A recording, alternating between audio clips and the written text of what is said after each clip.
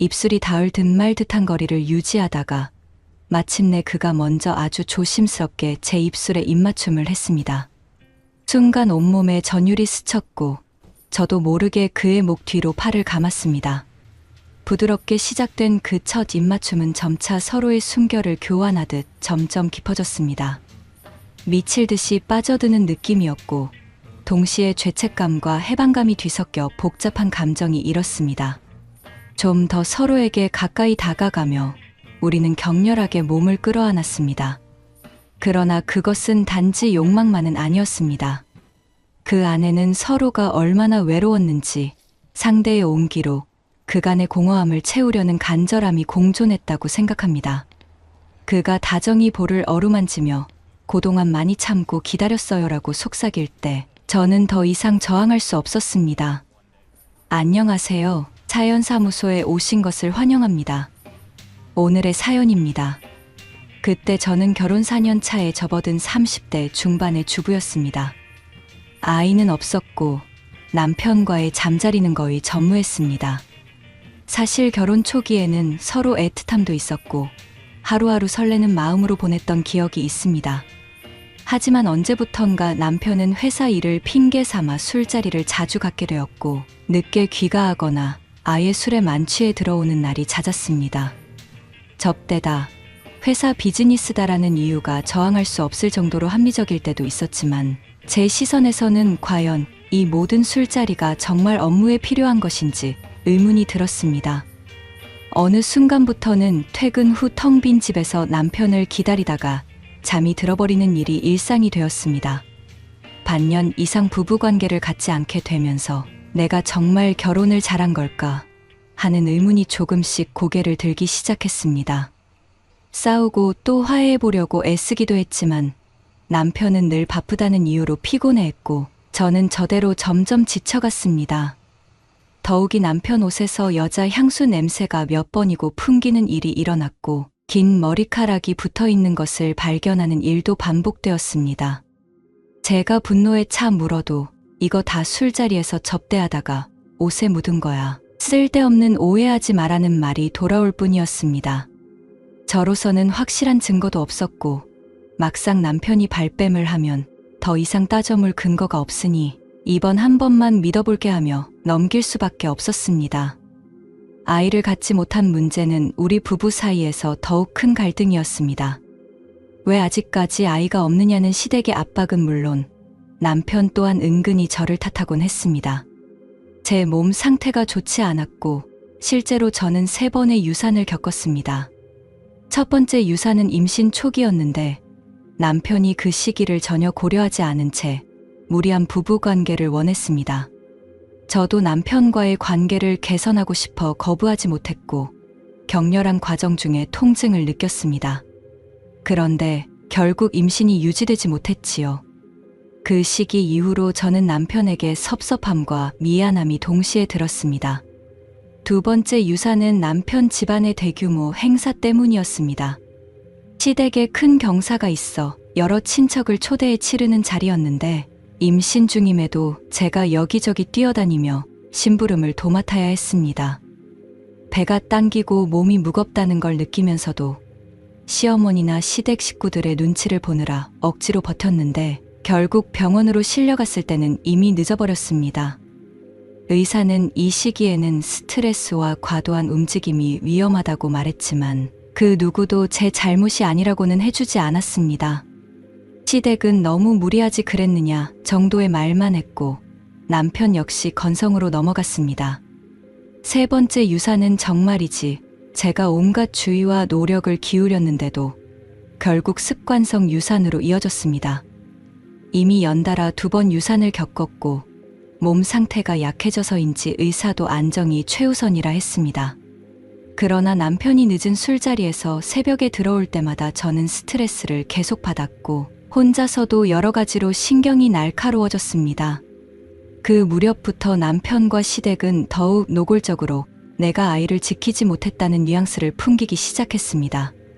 분명 남편 쪽 문제도 어느 정도 있다고 들었지만 그건 어디까지나 검사상 수치가 살짝 정상보다 낮다 정도였고 현실적으로 늘 비난받는 쪽은 저였습니다.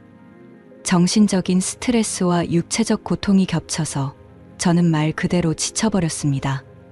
제가 한창 결혼 생활의 답답함과 외로움에 시달리던 그 무렵, 직장은 저에게 유일한 도피처나 마찬가지였습니다.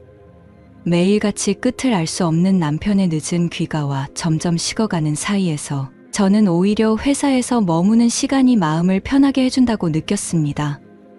바쁜 업무에 몰두하다 보면 복잡한 생각들이 잠시나마 사라지는 것 같았으니까요. 그즈음 우리 부서에 25살 남자 신입사원이 들어왔습니다. 갓 대학을 졸업했다고 해서 다들 풋풋한 느낌을 예상했지만 저는 처음 마주쳤을 때부터 의외로 차분하고 침착한 애라고 생각했습니다. 키는 172cm 정도로 아주 크지 않았지만 맑은 얼굴에 깔끔한 복장, 그리고 또렷한 목소리가 인상적이었습니다. 무엇보다 인사를 참 공손하고 진득하게 건네는 태도가 눈에 띄었습니다. 보통 대학을 갓 졸업한 신입사원들은 낯가림이 심하거나 반대로 과도하게 들뜨기도 하는데 그는 필요 이상으로 자신을 드러내지 않으면서도 궁금한 부분은 꼭 짚어 넘어가는 편이었습니다. 처음 며칠간은 저도 별다른 관심 없이 또 새로운 신입이구나 정도로만 생각하고 넘어갔습니다. 그런데 어느 날 그가 제게 다가와 과장님, 궁금한 점이 있어서 여쭤봐도 될까요? 하고 물어보았습니다. 흔한 질문일 수 있지만 그의 눈빛은 꽤 진지해 보였습니다. 저는 그럼 뭔데요? 하며 대답했지요. 회의실 한켠에서 그가 건넨 질문은 프로젝트 진행 방식, 사내 프로세스, 그리고 제가 담당하는 일의 핵심 목표 등에 관한 것이었는데 질문의 결이 단순히 겉핥기가 아니었습니다. 그는 실제로 왜 이 일이 이렇게 진행되어야 하는지 궁금해하고 어떻게 하면 더 효율적으로 할 수 있는지를 고민하고 있었습니다. 딱히 새로울 것 없는 절차에도 이 부분은 왜 이렇게 하나요? 하고 한 번 더 확인하는 태도에서 신입사원다운 호기심과 열정을 느낄 수 있었습니다. 그 뒤로도 사무실에서 종종 보일 때마다 그는 궁금한 점이 있으면 메모해 두었다가 저를 찾아오곤 했습니다. 과장님, 이 서류 양식은 어떤 배경에서 만들어진 건지 알 수 있을까요? 라거나 고객사 담당자가 이렇게 요구했는데 혹시 더 좋은 커뮤니케이션 방법이 있을까요? 등 사소하더라도 자신의 업무를 조금이라도 더 잘해내고 싶어하는 마음이 엿보였습니다. 저는 그런 열정이 귀여우면서도 기특하다고 생각했습니다. 그리고 남편과 냉랭해진 집안 분위기에 지쳐있던 저에게 젊은 기운을 가진 사람의 에너지는 꽤 반가운 것이었습니다. 처음에는 단순히 제가 선배이자 과장으로서 후배를 챙긴다는 마음이 컸습니다. 그는 서류 작업에 아직 미숙해서 실수를 잦게 했는데 가령 견적서를 잘못 출력해서 전체 부서의 회람을 돌려버리기도 하고 보고서를 쓸 때 파일 형식을 혼동해 내부 전산망이 꼬이게 한 적도 있었습니다. 그때마다 그는 정말 죄송합니다. 제가 바로 수정하겠습니다 하고 두 손을 모으고 자세를 낮추었고 저는 그의 순수하고 겸손한 태도에 크게 화가 나진 않았습니다. 오히려 그 작은 실수를 어떻게 하면 교정하고 다시 같은 오류를 반복하지 않게 도와줄 수 있을지를 고민하게 되었습니다. 예를 들어 새로 영입된 클라이언트 정보를 취합해야 하는 프로젝트가 있었는데 이 신입사원은 한 문서 프로그램을 잘 다루지 못해 시간을 많이 허비했습니다.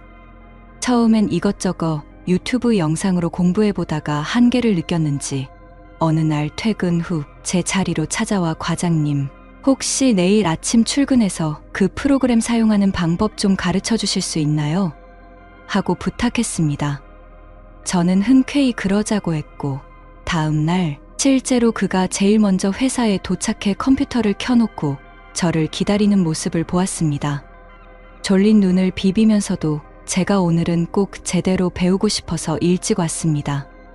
하고 말하던 그의 표정이 아직도 생생합니다. 작은 부분에서부터 열심히 배우려는 모습이 얼마 전까지만 해도 남편에게서 볼 수 없었던 성실함이기도 했지요. 시간이 흐르면서 그와 일하는 게 편해졌고 저도 자연스럽게 이 정도는 혼자 해볼 수 있지 않을까 하며 일을 맡기기도 했습니다.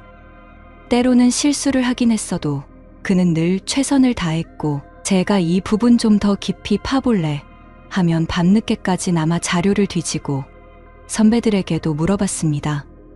당시 부서에서는 인력이 빠듯하여 저도 야근이 잦았는데 간혹 늦은 시간에 사무실에 남아있는 사람이 저와 그뿐인 날이 있었습니다. 그럴 때마다 서로 커피를 타다 주거나 탕비실에서 컵라면이라도 나눠 먹으며 소소한 대화를 하게 됐습니다. 그렇게까지 열심히 하면 지치지 않겠어 하고 제가 물으면 하루하루 배우는 게 많아서 오히려 재밌습니다라는 대답이 돌아왔습니다. 저로서는 쉽게 공감하기 어려운 대답이었지만 그럼에도 참 대견하다 싶었습니다. 그러다 어느 날 부서 전체 회식이 있었습니다. 새 프로젝트가 순조롭게 마무리된 기념이기도 했고 부서장님이 뿌듯한 마음으로 한턱 내신 자리였지요. 술자리가 조금 길어지면서 시끄러운 분위기가 이어졌는데 그 신입사원은 적당히 따라가되 결코 무리한 술을 권하지도 스스로 과음하지도 않는 모습이었습니다. 나이는 어려도 눈치가 빠르네 하고 사람들이 농담 삼아 말했지만 실상은 그가 적정선을 잘 지키려 애쓴다는 게 느껴졌습니다. 회식이 거의 끝날 무렵 사람들이 2차를 가자며 흥을 돋웠는데 저는 피곤하기도 했고 굳이 더 어울리고 싶은 기분이 아니어서 슬쩍 자리를 뜨려 했습니다. 그때 신입사원이 제 눈치를 보더니 과장님 혹시 택시 타고 가세요? 하고 물어왔습니다. 저는 회사와 집이 꽤 거리가 있어서 늘 퇴근 시간이 늦으면 택시나 대중교통을 이용하곤 했습니다. 그렇긴 한데 다들 2차 간다니까 먼저 갈까 해라고 대답하자 그는 갑자기 조심스럽게 제가 모셔다 드릴까요? 집 방향이 반대가 아니라면 말입니다 하고 제안했습니다. 본인도 술을 조금 마셨을 텐데 괜찮을까 싶어 술이 덜 깼을 텐데 하고 걱정하자 그는 아니요. 저 술 조금 마셨어요. 분위기만 맞춘 정도라 괜찮습니다라며 대리운전이라도 부르겠다고 했습니다. 저는 살짝 망설이면서도 그래도 늦은 시간이니 편하게 갈 수 있으면 좋겠다는 마음이 앞서서 그의 차를 타기로 했습니다. 그날 처음으로 둘이 같이 퇴근했는데 차 안에서 사실 과장님한테 질문을 많이 했는데 늘 친절하게 답해주셔서 많이 배웠습니다라며 속마음을 조곤조곤 털어놓았습니다. 저도 내가 힘들 땐 너희처럼 패기 있는 후배들 보면서 버틴다며 농담 섞인 진담을 말했습니다. 그 짧은 드라이브 시간이었는데 묘하게 마음이 편안해졌습니다. 그 뒤로 야근이 있을 때면 그는 가끔씩 오늘도 늦으시면 제가 태워다 드릴게요라고 말해주었습니다. 운전을 잘하는 편은 아니지만 평소부터 안전운전에 신경 쓰던 터라 저는 오히려 마음이 놓였습니다. 그렇게 종종 차를 얻어 타며 퇴근하다 보니 자연스레 사적인 이야기도 조금씩 오갔습니다. 예컨대 그가 대학 시절에 고생했던 이야기나 처음 취직 준비를 할 때 어려웠던 점, 그리고 제가 회사에 들어와 겪었던 여러 경험 등등. 그 와중에 남편과의 관계 이야기가 살짝 흘러나올 때도 있었지만 저는 대놓고 속내를 털어놓지는 않았습니다. 그냥 요즘 집이 좀 삭막해서 회사에 있는 게 마음이 편해 정도로만 말했지요. 그런데 그는 의외로 그 말마저도 깊이 공감해주며 그래도 과장님이 계셔서 정말 다행입니다라고 혼잣말처럼 중얼댔습니다. 그 말이 은근히 마음을 울려서 집에 도착해 내릴 때까지도 제 가슴이 이상하게 따뜻했습니다. 그와 조금 더 가까워지면서 저는 출근 준비를 하는 태도부터 달라졌습니다. 예전에는 대충 머리만 묶고 대충 파운데이션만 찍은 뒤 후다닥 나가는 편이었는데 어느 날 문득 거울 속에 비친 제 얼굴을 보니 너무 피곤해 보였죠. 나는 아직 매력이 있어. 조금 더 노력하면 예뻐 보일 수도 있어라는 생각이 스멀스멀 올라왔습니다. 그래서 아침에 10분이라도 더 일찍 일어나 머리 손질을 하고 예쁜 블라우스를 꺼내 입고 립스틱 색도 골라 바르곤 했습니다. 그러고 나면 회사에 도착했을 때 기분이 조금씩 달라졌습니다. 그의 반응이 궁금해지는 것도 사실이었지만 무엇보다 내가 나를 위해 예뻐지고 싶다는 마음이 들었거든요. 점차 그는 제 일상 속 비중이 커졌습니다. 서툴지만 열심히 하는 모습, 동료들에게 허리를 숙여가며 깍듯하게 인사를 건네는 태도, 모르는 게 있으면 솔직하게 묻고 배우려는 자세 등은 계속해서 좋은 인상을 심어주었습니다. 가끔씩 부장님이나 다른 과장님들이 회의 중에 날카로운 질문을 던져도 그는 당황하면서도 끝까지 집중해서 답하려 했었고, 회의가 끝나면 내가 어떤 점을 더 보완하면 좋을까요? 하고 선배들에게 의견을 구했습니다. 이러한 자세가 결국 좋은 평가로 이어졌고, 그의 시도 때도 없는 열정이 부서 사람들에게도 긍정적인 자극이 된다는 평이 많았습니다. 물론 저와 그가 서로에 대해 호감을 느낀 건 업무 태도나 배움의 자세 때문만은 아니었습니다. 제가 언젠가부터 그의 작은 행동 하나하나에 세심한 관심을 두고 있다는 걸 느끼게 되었거든요. 예를 들면 그가 아침에 출근의 자리에 앉을 때 무심코 어깨를 돌리는 습관, 일을 하다가 집중이 잘 되지 않으면 자리에 앉아 목을 가볍게 풀어주곤 하는 모습, 탕비실에서 종이컵을 버릴 때마다 한 번 더 접어서 버리는 깔끔한 태도 등등이 사소한 일상에 대한 호기심으로 바뀌었습니다. 사람은 정말 작은 디테일에서 매력을 느낀다는 걸 새삼 실감했습니다. 그 역시도 저를 대할 때 점차 더 편안해졌습니다. 처음에는 직속 과장이라 긴장했겠지만 이제는 가끔 농담도 건넸고 누군가 볼세라 조심스럽긴 했지만 간간이 오늘 기분이 좋아 보이시네요. 무슨 좋은 일 있으세요? 하고 물어보기도 했습니다. 그럴 때면 저는 괜히 두 뺨이 달아오르곤 했습니다. 남편과는 제대로 된 대화조차 오랫동안 하지 않은 터라 이런 작은 말 한마디가 제게는 정말 큰 힘이 되었습니다.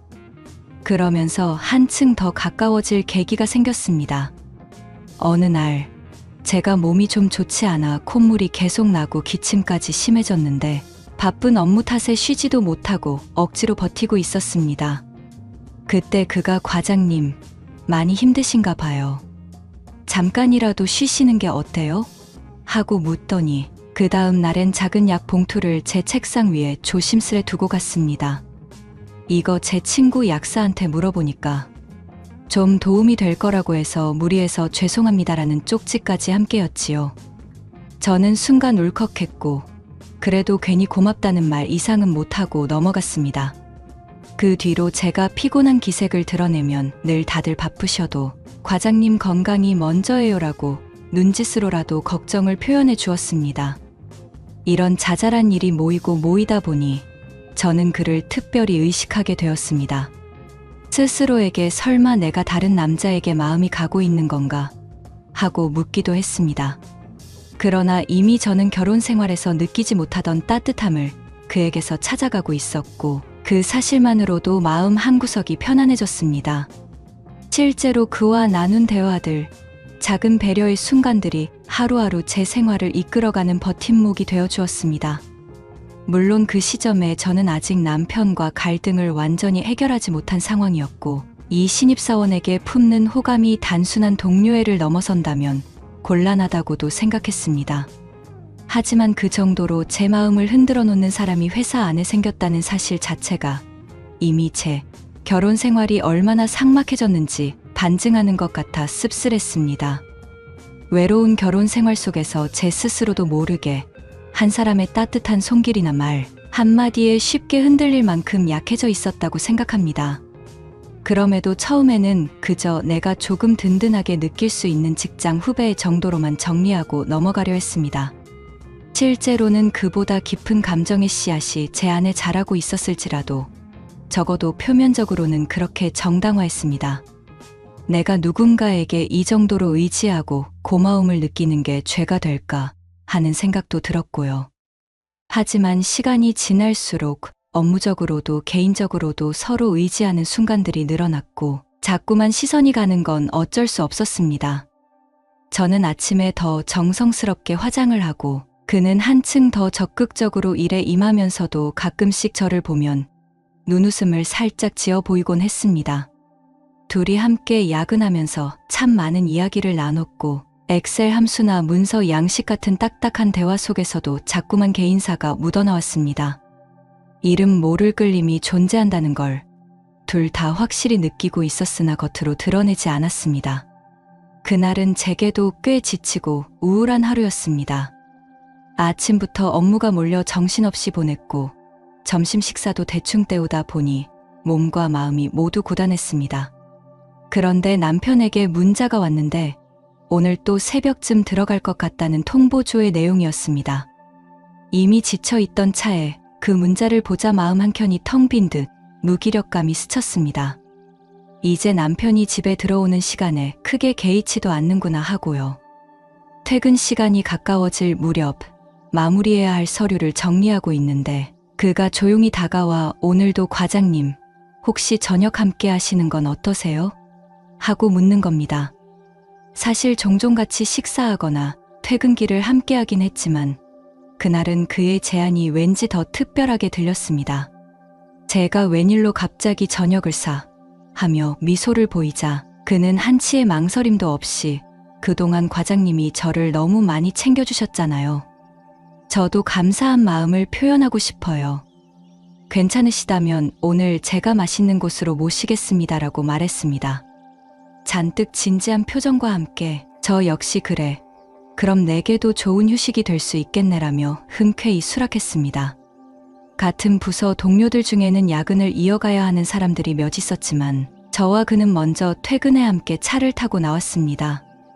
날씨는 선선했지만 어딘가 흐릿한 밤 공기가 깔려 있었고 저는 평소보다 조금 일찍 사무실을 나오면서도 마음이 복잡했습니다. 그가 모는 차에 올라타자마자 저는 안전벨트를 매며 근데 어디로 가는 거야? 하고 물었습니다. 그는 은근히 미소 지으며 과장님 댁 근처의 맛집을 알아놨습니다. 반찬도 괜찮고 분위기도 괜찮다고 하더라고요 라고 대답했습니다. 나이가 어려도 인터넷으로 맛집 정보를 부지런히 찾아다니는 게 그의 특기인가 싶어 살짝 웃음이 났습니다. 차가 조금 달린 뒤 중간쯤에 위치한 음식점 앞에 차를 세웠습니다. 밖에서 보기엔 평범해 보였지만 내부는 깔끔했고 반찬이 정갈하게 나오는 한식집이었습니다. 주문을 하면서 그는 과장님, 소주 한잔 하실래요? 하고 조심스레 물었는데 저도 오랜만에 마음 편히 한 잔 마시고 싶다는 기분이 들어서 고개를 끄덕였습니다. 기본 반찬부터 메인 요리가 나오기까지 우리는 그동안 회사에서 있었던 일이며 서로의 취향 등을 주고받았습니다.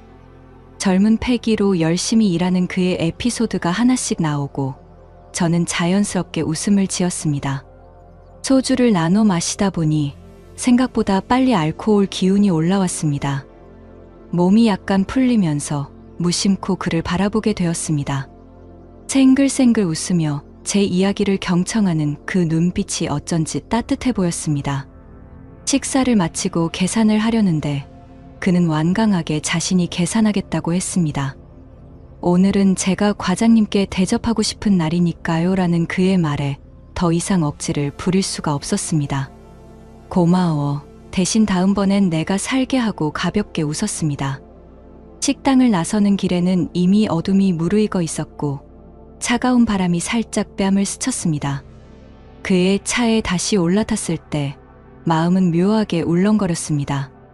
그냥 집에 돌아가면 남편은 없을 것이고 또 혼자 적막한 거실에 앉아 텔레비전만 켜놓고 시간을 흘려보낼 게 뻔했습니다. 반면 지금 차 안에서 느껴지는 이 따뜻한 공기는 오랜만에 누군가와 함께 있다는 안도감을 선물해주고 있었습니다. 조용히 라디오가 흐르기 시작했을 때 저도 모르게 작게 한숨을 내쉬며 창밖을 바라봤습니다. 어느새 도로에 차가 드물어 한적해진 풍경이 보였습니다. 둘 다 크게 말을 주고받지는 않았지만 차량 내부에 흐르는 공기는 분명 평소와 달랐습니다. 서로를 의식하고 있다는 느낌이 명확했달까요? 저 역시 왜 이렇게 가슴이 두근거리는지 스스로에게 물었지만 답을 찾기 어려웠습니다. 그도 운전에 집중하는 듯 하면서도 무언가를 꺼내고 싶어 하는 듯 입술을 떼었다 붙였다를 반복했습니다. 집 근처 골목에 들어섰을 무렵 그가 갑자기 차를 멈췄습니다. 무슨 일이야? 하며 제가 돌아보자 그의 표정은 긴장감과 망설임이 교차하고 있었습니다. 짧은 침묵 후 그는 작게 한숨을 쉬고는 말했습니다. 저 사실 처음부터 과장님을 좋아했던 것 같아요. 이렇게 계속 함께 있다 보면 그 마음을 숨길 수가 없네요. 그 한마디가 제 귀에 꽂히자마자 심장이 순간 쿵 내려앉은 것 같았습니다.